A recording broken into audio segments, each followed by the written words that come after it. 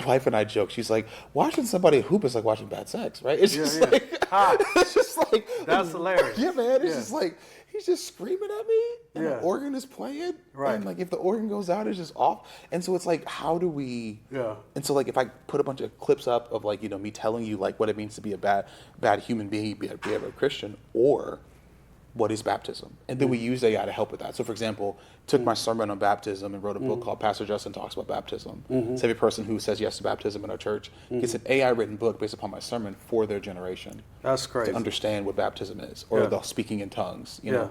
So I use AI as a tool, man, to help with what we do. So then what I do, that's where Pastor GPT comes in, is working with custom GPTs to help funnel through the right knowledge base.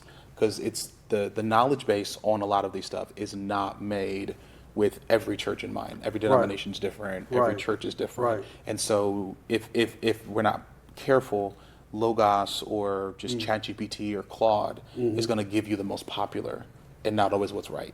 So I want to come back to that, but you had a couple of things that I think needs to be explored. So just to give context to those who listen to the conversation, again, in the Bay Area is one of the most unchurched areas. Yeah.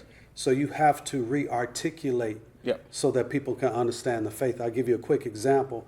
I remember when I was pastoring, and it changed the way I started preaching, because I was one of those, I could hoop and all of that stuff. And a lady came up to me after service one Sunday and says, "Hey, I like the message, but can you explain the tune and why did the hype man play behind you?" And I was like, the hype man? But in her context, all she knew was hip hop. That's so real. Right? And so she saw the organist as the guy who was like, go, right? So how did you translate that kind of cultural milieu to reach 800 people? Yeah. So I stopped closing. I did. Really? Yeah, man. It's crazy. I not that I never was a world-class hooper, but for the first 2.5 years of our church, man, we would go there, right? And then it was occasionally we'd have like a reflective service. Then I started preaching books of the Bible. So so we've grown the most. I'll tell you much. The books we preach: the book of Ruth, Malachi, Revelation, and Philippians.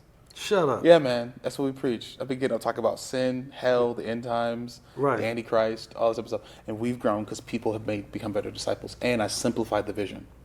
Our goal is to have 100,000 gospel conversations. That's it. Wow. So we made an app to have 100,000 gospel conversations. We send you notifications to talk about Jesus. We train people on apologetics. So you didn't have this long missional statement to evangelize, the strategically evangelize the lost, equip the saints. No, because the thing is, man, I think there's this book I read years ago called Simple Church. Yeah, I remember that. Yeah.